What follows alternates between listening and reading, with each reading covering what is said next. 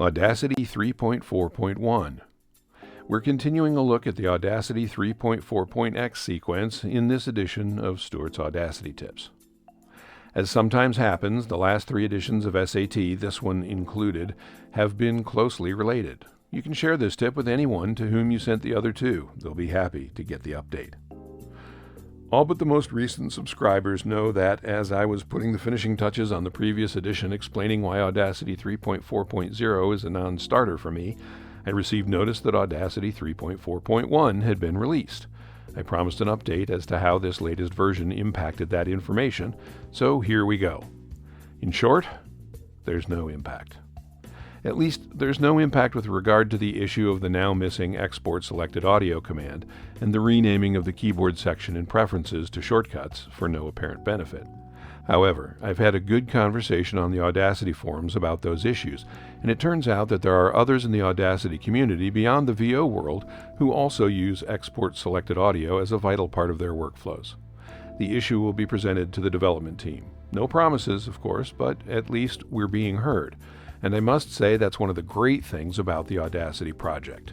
It is one of the best open source project teams on the planet, and considering that Audacity is one of the most downloaded software packages on the internet, if not the most downloaded, which it has been at times, I do have to give them kudos for hearing our case. So, on to what version 3.4.1 is about. The number indicates this is a so-called hotfix. That means a release that fixes bugs as opposed to changing features. This might be a good time to explain version numbering for the non-geeks among us. Each part of the version number, separated by dots, represents what kind of release it is, when compared to the previous release. The lowest level, after the second dot, is for bug fixes and other changes that do not change features. The middle level, between the 2 dots, is for versions that introduce new features or change existing ones. The top level, before the first dot, is for major changes in the software.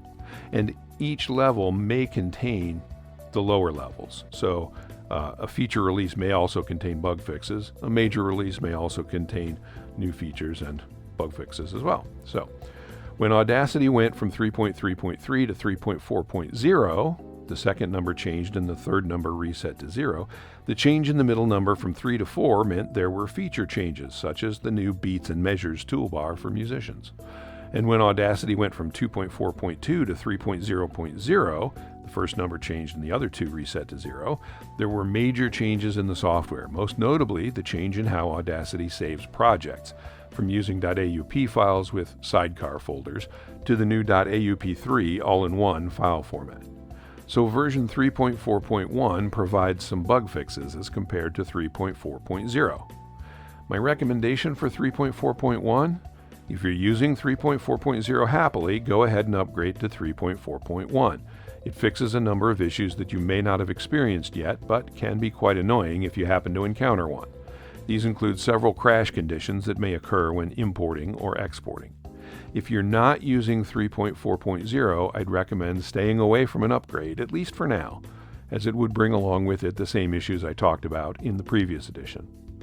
Finally, there's one item that has changed in 3.4.1 that I would consider a feature change, even though the release is a hotfix.